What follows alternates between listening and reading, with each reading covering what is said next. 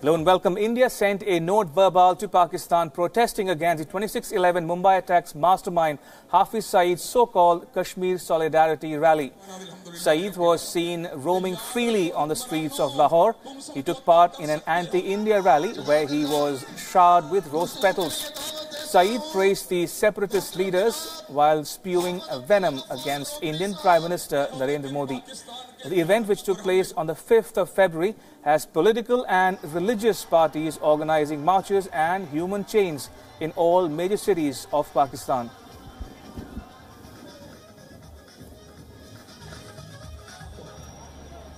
New Delhi has now launched a strong protest with the Imran Khan government. The question is, will Imran act against the 26/11 attacks mastermind?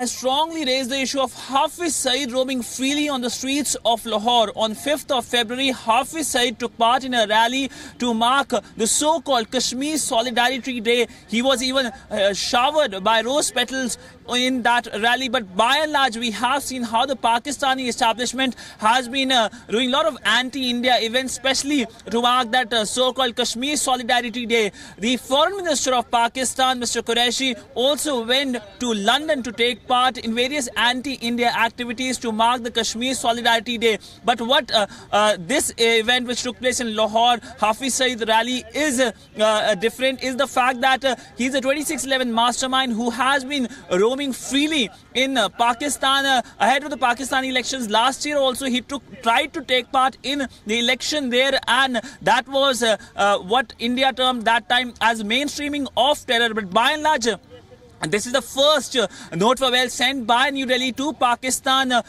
this month. Last month, we saw a number of note verbals being sent from New Delhi, especially on the killing of fishermen of the Gujarat coast, and then, of course, stopping of Indian cargoes to Afghanistan, and, of course, diplomats being harassed in Islamabad. But terrorism remains an issue India is sensitive about, and that is why India immediately raised up the matter with Pakistan. On the next day itself, the note verbal was sent to Pakistan. With video journalist Ankit Siddhant Sibbal for WION World is One in New Delhi.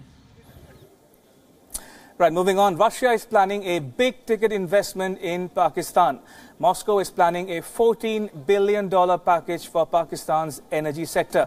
Now, these plans include an offshore gas pipeline and underground storage projects. Recently, a Russian delegation visited Pakistan.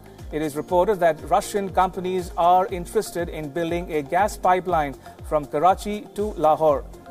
Now, this announcement comes after Saudi Arabia announced its biggest investment in Pakistan. Riyadh is planning to spend $10 billion to set up an oil refinery in Pakistan's port city of Gwadar. The deal will be signed later this month during the visit by Saudi Arabia's Crown Prince Mohammed bin Salman to Pakistan. Now, for more on this story, I'm joined by WION World is One's Lucy Taylor from Moscow.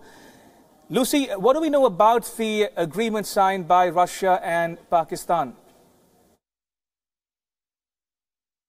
Well, this is a provisional agreement for the moment. It's signed between Russia's state energy corporation Gazprom and Pakistan's state energy infrastructure arm, Interstate Gas Systems. And it's the agreement that they've signed is for a feasibility study into the possibility of a gas pipeline from the Middle East into Pakistan and South Asia. Now, if this goes ahead, Pakistan's Petroleum Ministry has said it would take 3 to 4 years to complete, and it would eventually import 500 million to 1 billion cubic feet of gas into Pakistan. So a huge project estimated to be worth more than $10 billion if it goes ahead. Gazprom, though, hasn't named specific countries which will be involved in this. It has simply said that those phrases from the Middle East to South Asia. But it's expected that that means that the gas source will be in Iran and that it will transport gas gas into Pakistan, but also into India.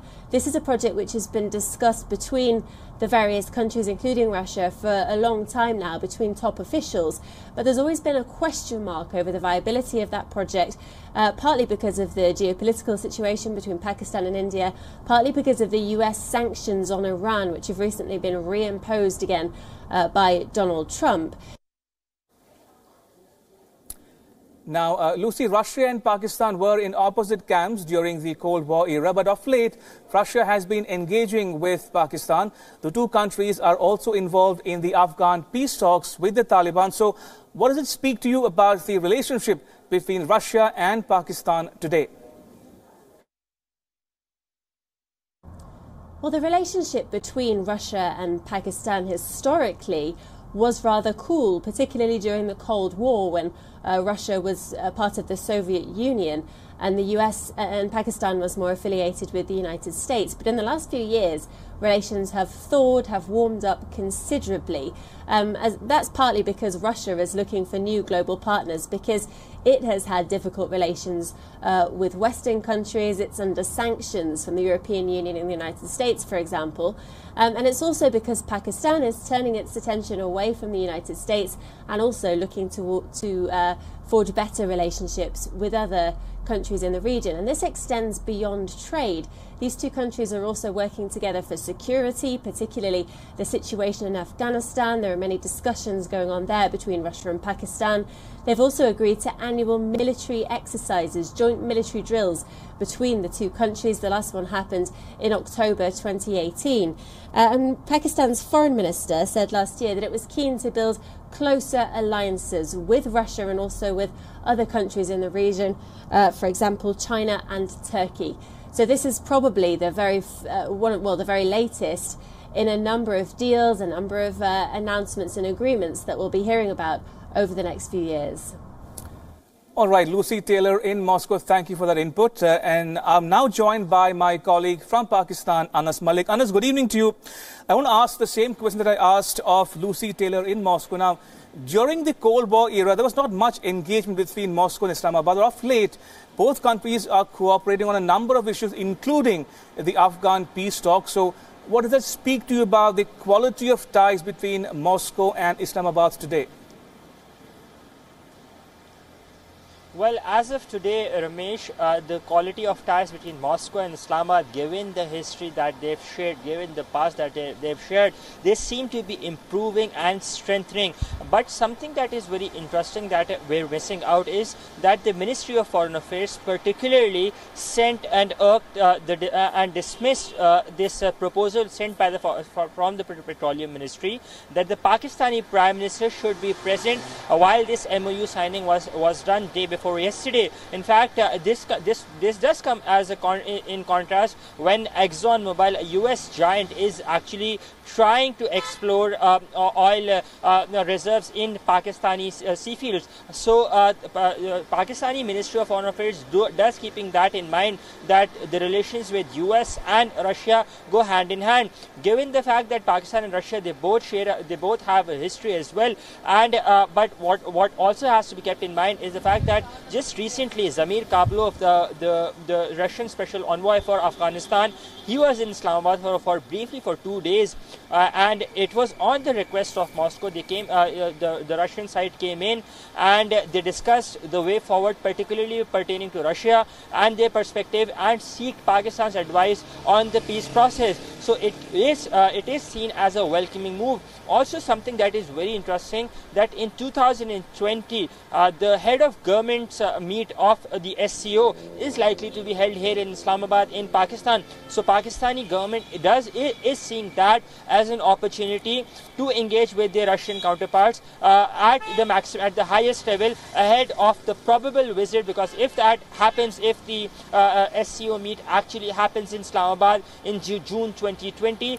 then in all high probability the Russian president is likely to be in Pakistan for that, and the Pakistani side is trying their level best to take these relations or diplomatic relations to another level ahead of that most probable SCO summit here in Islamabad. Yes, Ramesh. All right, on that note, Anas Malik in Pakistan, thank you for that update, appreciate it. Right, moving on, U.S. intelligence agencies have obtained the most detailed evidence in the Khashoggi murder case so far. The New York Times newspaper published a report quoting the U.S. intelligence. Now, the U.S. officials say that Saudi Arabia's Crown Prince Mohammed bin Salman told a senior aide that he would go after Jamal Khashoggi with a bullet. Now, this conversation took place between bin Salman and the aide named Turki al-Dakhil in September of 2017. Bin Salman said that if Khashoggi would not return to Saudi Arabia, then he should be brought back by force. The remarks came a year before the journalist was killed in Saudi Arabia's consulate in Istanbul. The conversation has been recently transcribed and analyzed during the search for evidence of the murder. The report says that National Security Agency of the U.S. went over years of bin Salman's communications. The NSA routinely intercepts and stores such conversations. Meanwhile, Turkey has said that the complete lack of transparency from Saudi officials on the investigation into the murder of journalist Jamal Khashoggi is deeply concerning and detrimental to their credibility. The reaction comes after a United Nations-led inquiry says that there is evidence that the murder was a planned one. A team of 3 experts with UN Special Rapporteur for Extrajudicial Summary or Arbitrary Executions, Agnes Kalamard, visited Turkey to pursue the investigation from the 28th of January till the 3rd of February. The inquiry said that the murder of Saudi journalist Jamal Khashoggi was planned by Saudi Arabian officials. Kalamard issued a statement in Geneva. She said, and I quote, "Evidence collected during my mission to Turkey shows prima facie case that Mr. Khashoggi was the victim of a brutal and premeditated killing planned and perpetrated by officials of the state of Saudi Arabia," unquote. Not just that, she said that Saudi officials undermined the investigation into the case. She said, and again I quote, "Saudi authorities continue to fail to disclose the whereabouts of Khashoggi's remains after having admitted that he met his death within their custody in their consular premises," unquote. Now, she said that Turkish investigators were not given adequate time to conduct a professional examination of the case. They were also given delayed access to the consulate, his residence, as well as the crime scene. She went on to say that the team has not yet established whether the actual intention was to abduct Khashoggi, eventually leading to his murder. A team has heard parts of the chilling and gruesome audio material obtained and retained by Turkey's intelligence agency. Kalamard expressed her concerns over the unfair trial. This as Saudi Arabia denies Turkey's request for the extradition of 11 suspects. U.S. intelligence agencies believe that Saudi Arabia's Crown Prince Mohammed bin Salman ordered an operation to kill Khashoggi. They also believe that his body was dismembered and removed to an unknown location.